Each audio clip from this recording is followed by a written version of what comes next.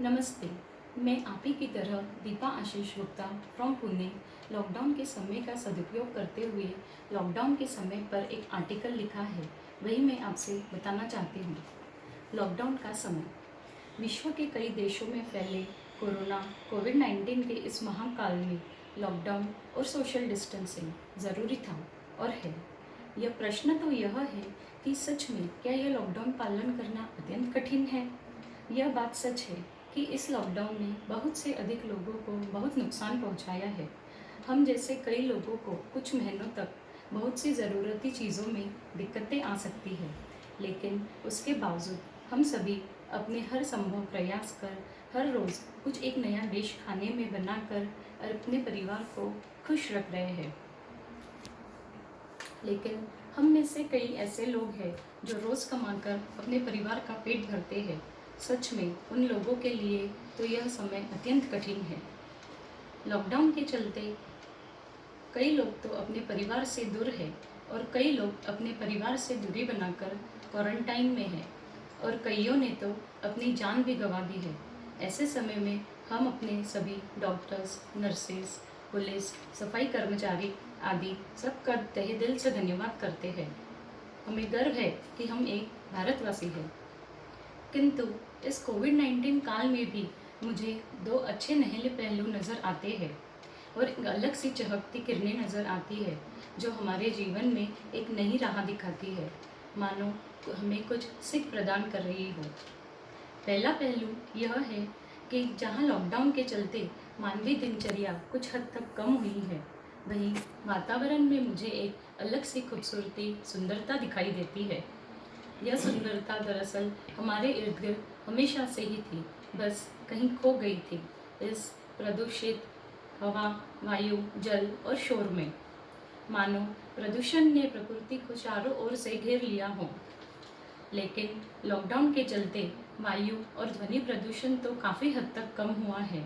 इसलिए कुछ ही समय के इस बंधनों से मानो यह हवा, वायु फिर वही मिठास से भर गई हो और सुबह की यह ताज़ी हवा हमें कोई दस्तक दे रही हो और कानों में भी उस लगातार हॉर्न के शोर शराबे से हमें काफ़ी सुकून प्राप्त हुआ है।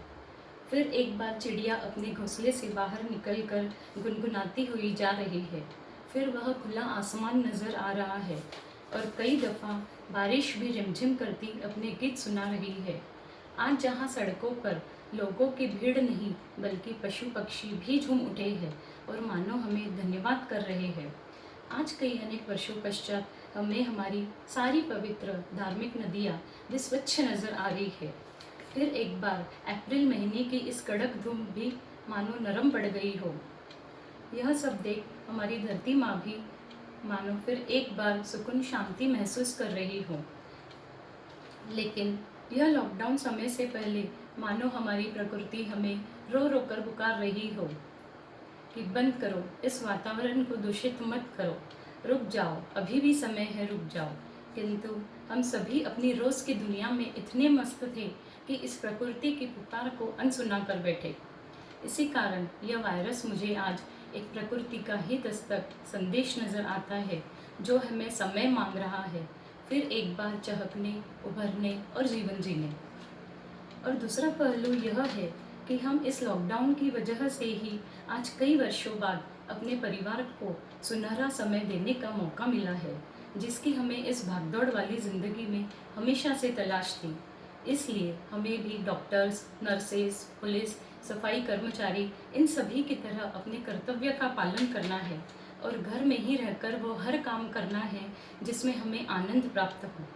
अच्छा लग रहा है यह देखकर कि इस कठिन समय में भी सभी लोग इस समय को त्योहार की तरह मना रहे हैं और रोज़ के ज़रूरत के सभी कामों के साथ साथ ऑनलाइन स्टडीज़, ऑनलाइन गेम्स और हर दिन कुछ एक नया सीख रहे हैं और अपने परिवार संग त्योहार की तरह ही उसका आनंद ले रहे हैं। इसलिए आप सभी से बस मेरी यही विनती है कि घर में रहे, सुरक्षित रहे। Stay home, stay safe. धन्यवाद।